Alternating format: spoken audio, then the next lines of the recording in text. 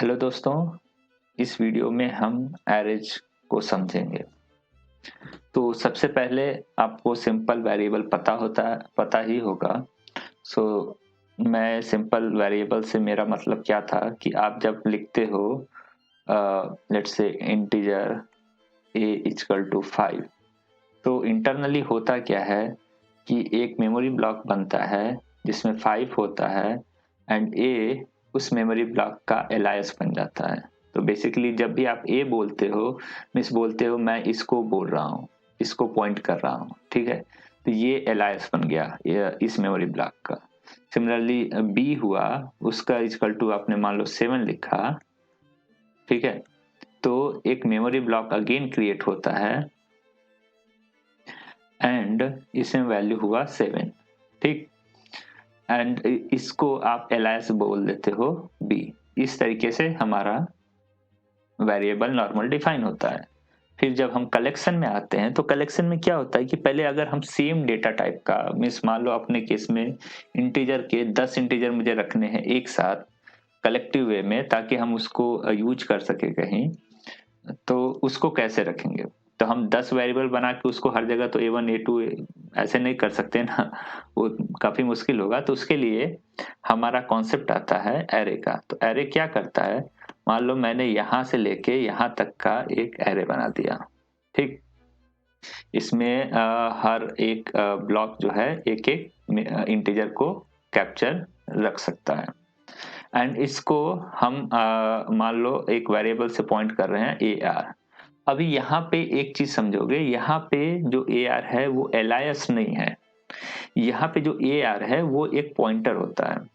अभी AR क्या होता है, एक मेमोरी बना हुआ है जस्ट लाइक दिस वन। ये एलायस है इस ब्लॉक का, ठीक है।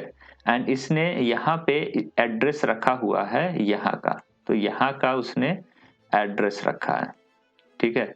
तो लेट्स से यहाँ का एड्रेस है 100, ठीक है। तो ओके, ये है एड्रेस, ठीक है, ये हुआ 100, तो यहाँ पे रहेगा 100, ठीक। अब क्या कर रहा है AR ये फर्स्ट वाले जो एरे का जो एलिमेंट है उसका एड्रेस रख रखा है। अब दूसरी चीज क्या है कि एरे में जितने भी एलिमेंट होते हैं वो सिक्वेंशियल होते हैं। तो अगर आप मान के चलो एक इंटीजर 4 बाइट का है जो होता है 64 बाइट मशीन में, तो अगर ये 4 बाइट का है तो यहाँ ये वाला मेमोरी इससे एंड 100 के बाद 4 बाइट की स्पेस पे होगा, तो ये हो जाएगा 104, ये हो जाएगा 108, ठीक है। तो अगर मुझे ये वाला पोजीशन निकालना है तो आपने देखा होगा एरे में इंडेक्सिंग कैसे करते हैं। तो इसकी इंडेक्सिंग होती है यहाँ से 0 से शुरू होता है, 0 1 2 3 4 5 6 7 8 9 एक्सेट्रा, ठीक है। तो अभी मान लो आपको डायरेक्टली ये वाले मेमोरी को पॉइंट करना है, तो आप लिखते हो AR ऑफ, यहाँ पे नहीं लिखता हूं मैं, सॉरी, ओके, आप लिखते हो AR ऑफ 5, मीन्स ये वाला लोकेशन की मैं बात कर रहा हूँ, ये दिस वन। तो आप इसको कैसे कर दी, लेकिन इंटरनली ये इसका एड्रेस कैसे निकालता है कि कौन सी मेमोरी को आप एक्सेस करने की कोशिश कर रहे हो। तो उसका फॉर्मूला क्या होता है, सिंपल होता है एड्रेस निकालने का AR5 का, कि इनिशियल एड्रेस, ठीक है, इनिशियल एड्रेस कि जो पहले वाले का एड्रेस है प्लस, ओके मेरा स्पेलिंग थोड़ा सा सब गंदा है लाइक राइटिंग, एंड प्लस जो हमारा इंडेक्स है जो कि 5 है इनटू हमारा जो पर मेमोरी ब्लॉक का स्पेस कितना है 4 बाइट, याद है इंटीजर 4 बाइट, ठीक है। तो टोटल कितना हुआ 100 प्लस 20, करेक्ट हो गया 120। तो इस तरीके से हमने लाइक ये फिक्स कैलकुलेशन स्टेप्स करके हमें किसी भी मेमोरी का एड्रेस निकल के आ जाता है एरे का। एंड इसी वजह से एरे में जो मेमोरी एक्सेस होता है वो बहुत ज़्यादा फास्ट हो जाता है, क्योंकि आपको 9th वाले का एक्सेस चाहिए जो बेसिकली 10th पोजीशन है, क्योंकि हमारा इंडेक्स 0 से हुआ। इसका रीजन यही है कि जब 0 करेंगे ना, तो देखो अगर मुझे पहले वाले का एड्रेस निकालना हुआ तो ए आर ऑफ 0 क्या आता है, ए आर ऑफ 0 क्या हुआ 100 प्लस जो इनिशियल ये जो टोटल हमारा कौन से इंडेक्स को निकालना है 0 इंटू 4 प्लस बाइट तो इक्वल टू 100 ही आता है। इसीलिए हमारा इंडेक्स बेसिकली 0 से स्टार्ट होता है। तो फर्स्ट वाले का 104 आएगा, फिर 8 आएगा, फिर 12 आएगा, फिर 16 आएगा, फिर 120 आएगा। ठीक है, तो ये हमारा एरे का बेसिक कोर कॉन्सेप्ट हुआ। ठीक, अब इसमें क्या प्लस पॉइंट है क्या माइनस पॉइंट है ये समझते हैं। तो plus point and minus point में हम देखने जाते हैं, तो सबसे पहले ना हम ना क्या करते हैं, यहाँ पे एक लाइन लिख देते हैं या सॉरी 90 डिग्री। ओके, तो हमारा एक साइड में हम प्रोज लिखते हैं, एक साइड में कॉन्स लिखते हैं। I don't need it now. तो यहाँ पे मान लो कॉन्स गया, यहाँ पे गया प्रोज। ठीक, तो प्रोज हमारा पहला हो गया कि मेमोरी सिक्वेंशियल है। ठीक है, सिक्वेंशियल है मीन्स की 0। इसके और भी डिफरेंट यूज केसेस हो सकते हैं। अभी तो हमने एक देखा कि कैसे इंटरनली एरे इंडेक्स के हिसाब से एक्सेस फास्ट करता है, पर और भी डिफरेंट यूज केसेस आपको प्रैक्टिकली मिल जाएंगे। दूसरा हुआ कि जो रीड जो हमारा एक्सेस है कि क्या बोलते हैं, access an element is very fast. ठीक है, क्यों? क्योंकि मुझे डायरेक्ट उसका एड्रेस मिल जाता है, एड्रेस मिल गया तो हम फट से निकाल लेंगे। तीसरा बेनिफिट क्या मिलता है, सिक्वेंशियल है, फास्ट हुआ, मुझे अभी याद नहीं आ रहा। तो कॉन्स देखते हैं। कॉन्स में देखो यहाँ पे एक चीज है कि जब मान लो हमारा इसका साइज हमें डिफाइन करते वक्त बताना पड़ता है कितने साइज का होगा। तो अगर मान लो हमने 10 बताया था इनिशियली एंड 10 के बाद जब मैं 11th ऐड करने जाता हूँ तो ये जरूरी नहीं है कि उसके आगे स्पेस अवेलेबल हो राइट अवे। ठीक है, तब हमें करना क्या पड़ता है कि हम 11th साइज का दूसरा एरे बनाते हैं जिसमें ये पूरा का पूरा कॉपी करेंगे एंड फिर उसके बाद 11th वाला नंबर ऐड करेंगे।